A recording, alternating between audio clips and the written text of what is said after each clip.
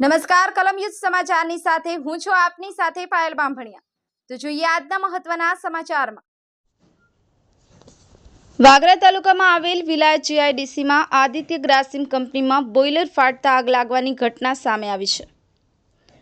ઘટનાના પગલે કામદારોમાં નાસભાગ મચી ફાયર વિભાગ ઘટના સ્થળ પર જવા રવાના। હાલ જાનહાનિના કોઈ અહેવાલ નથી। દાયત જીઆઈડીસી બાદ હવે વાગરા જીઆઈડીસીમાં આવેલ આદિત્ય બિરલા ગ્લાસનું કંપનીમાં આગ લાગવાની ઘટના સામે આવી છે। બ્યુરો રિપોર્ટ કલમ ન્યૂઝ સમાચાર સુરત।